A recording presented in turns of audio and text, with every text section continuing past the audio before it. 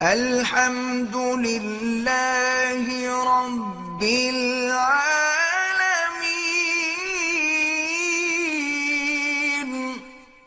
حاملہ گائے کی بھی قربانی ہو جاتی ہے۔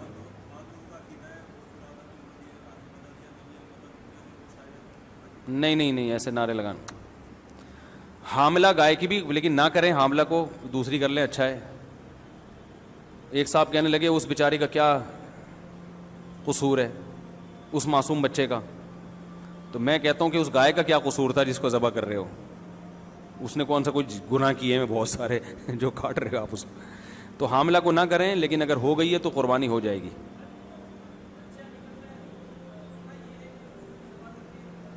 حاملہ گائے کی قربانی میں بچہ اگر مردہ نکلے، حدیث میں آتا ہے زکوٰۃ الجنینی زکوٰۃ امہا، کہ ماں کی قربانی بچے ہی کی قربانی سمجھی جائے گی۔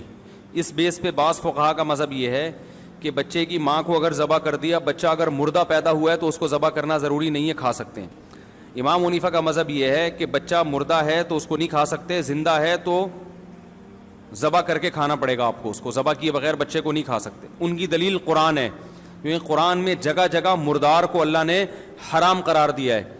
تو قرآن چونکہ قطعی چیز ہے اور مردار کی حرمت ہے، تو وہ کہتے ہیں کہ یہ حدیث خبر واحد ہے، ایک روایت ہے اور اس میں غلطی کا امکان ہے، تو اس سے قرآن سے جو ثابت شدہ اصول ہے اس کو اس روایت کی وجہ سے ختم نہیں کیا جائے، کیونکہ مردار حلال ہے تو بچہ ہو یا بڑا ہو جو بھی ہو۔